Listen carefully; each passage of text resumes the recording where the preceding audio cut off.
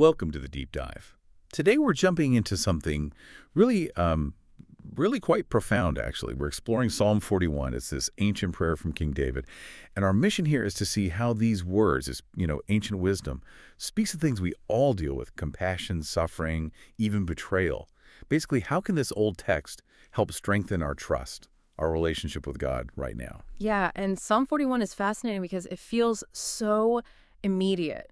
You read David's words, thousands of years old, and they connect directly with struggles we have today. It shows how timeless these experiences are, but also gives this divine perspective on them. Okay, so let's dig into it then. It starts right at the beginning, verse 1, with this blessing for those who consider the poor.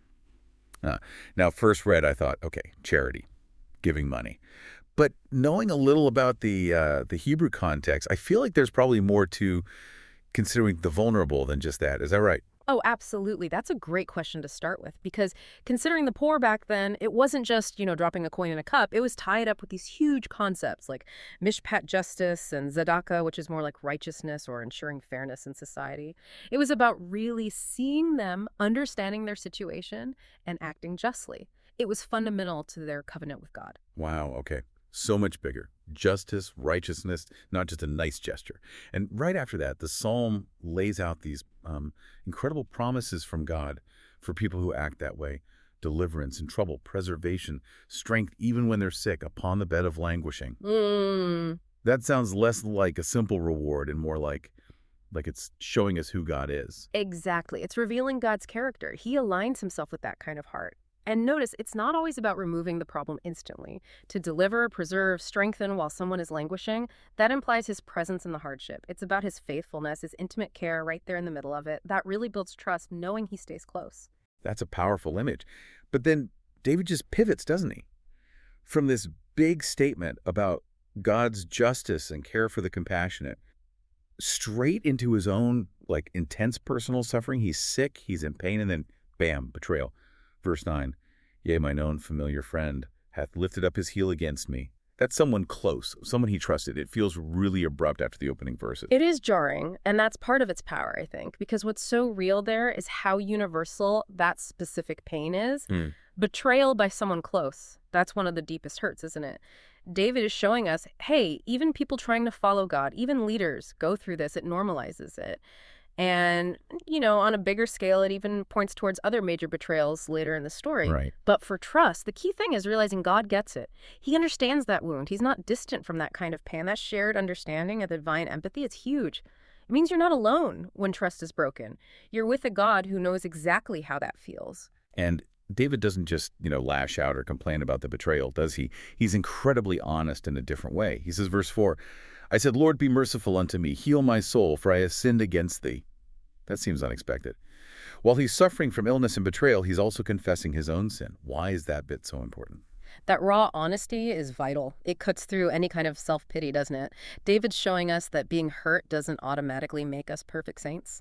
We can be wounded by others, absolutely, but still have our own stuff, our own failings we need to own up to. And that kind of admission, that humility, it actually opens the door for real healing. It lets you rely purely on God's mercy, not on your own sense of being wronged. It makes the relationship more honest, and that strengthens trust, paradoxically. That makes sense. Total transparency.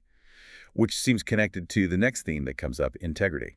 Verse 12, David says, as for me, thou upholdest me in mine integrity. So even with enemies spreading lies, attacking his reputation, he's finding strength in his character and God seeing that character. But, living with integrity when it's costly. How does that play out for us? Is that something we can really lean on? It's a tough one, for sure.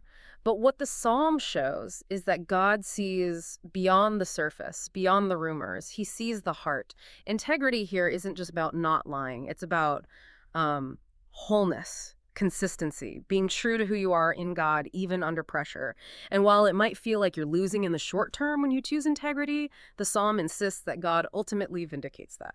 He upholds you in your integrity. It might not mean immediate rescue, but it means your true self is seen, valued, and strengthened by God.